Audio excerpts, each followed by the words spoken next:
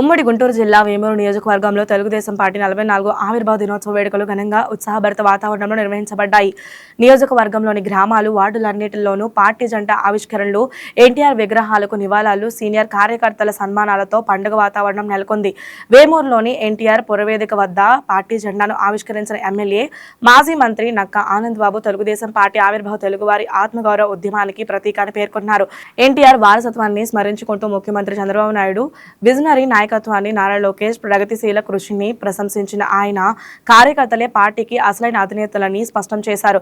1982లో ప్రారంభమైన తెలుగుదేశం ప్రస్థానం సామాజిక న్యాయం, పేదల సంక్షేమం, గ్రామీణాభివృద్ధి, ప్రజలకు చేరువైన పాలనకు మార్గదర్శనీయమని అన్నారు.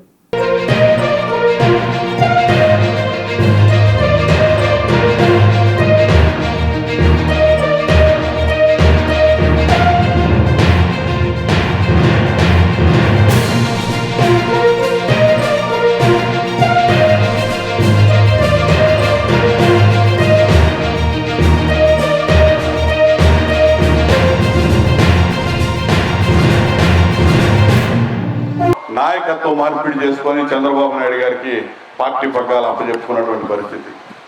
ఆ రోజు నుంచి పార్టీ ఎదురు చూడాల, ఎక్కడ కూడా వెనుదిరగల.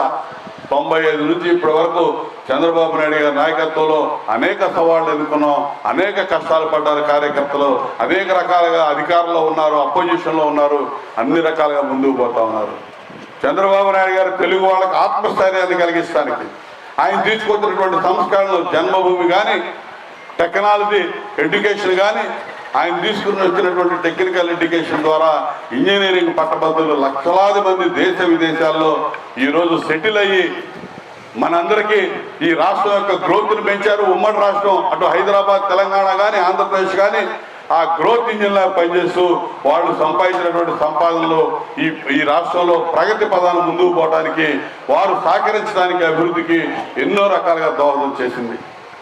అటువంటి వ్యవస్థకు శ్రీకారం చుట్టినటువంటి వ్యక్తి, విజన్, ఒక ముందు చూపు ఆలోచనతో పరిపాలన. విజన్ 2020 అంటే కొంతమంది నవ్వారు, అవహేళన చేశారు. ఆయన చెప్పిన విజన్ 2020 పూర్తిగా అమలైపోయింది.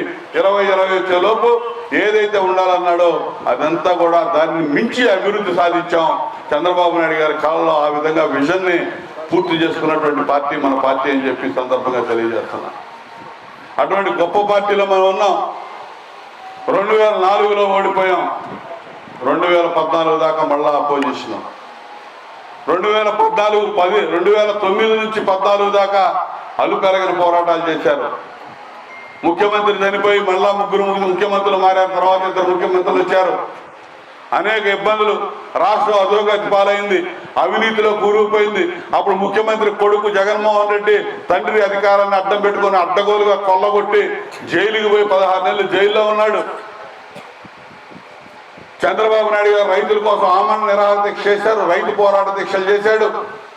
వస్తున్నా మీకోసం పాదయాత్ర ద్వారా 2716 కిలోమీటర్లు పాదయాత్ర చేసిన తర్వాత తెలుగుదేశం పార్టీ ఉమ్మడి రాష్ట్రంలో అధికారంలోకి రాబోతుందని చెప్పి రిపోర్ట్స్ ఉంటే, ఇటువంటి పరిస్థితుల్లో ఈ పార్టీని అధికారంలోకి రానివ్వకూడదనే ఒక దుష్ట ఆలోచనతో ఆ రోజు సోనియా గాంధీ అడ్డగోలుగా రాష్ట్రాన్ని విభజించేసింది.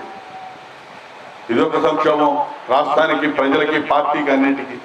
మళ్ళీ ఈ పెద్ద సంక్షోభాన్ని ఎదుర్కొని 2014లో విడిపోయిన రాష్ట్రంలో ఎన్నికలకు వెళ్తే ప్రజలు ఏం చేస్తారో, ఎటువంటి తీర్పిస్తారో అని చెప్పి అందరం కూడా భయపడతా చూసాం.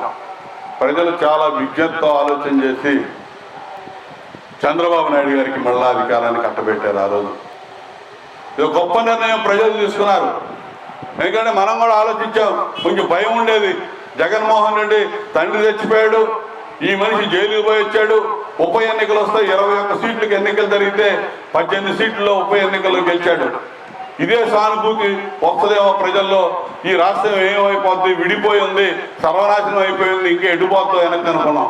కానీ ప్రజలు ఆ రోజు మాత్రం విజ్ఞతతో ఆలోచన చేసి చంద్రబాబు నాయుడు గారు అయితేనే ఈ పరిస్థితుల్లో రాష్ట్రాన్ని మళ్ళా గాడిలో పెడతాడనే ఒక మంచి ఆలోచనతో, దూరదృష్టితో ప్రజలు కూడా ఆలోచన చేసి అధికారం ఇచ్చారు.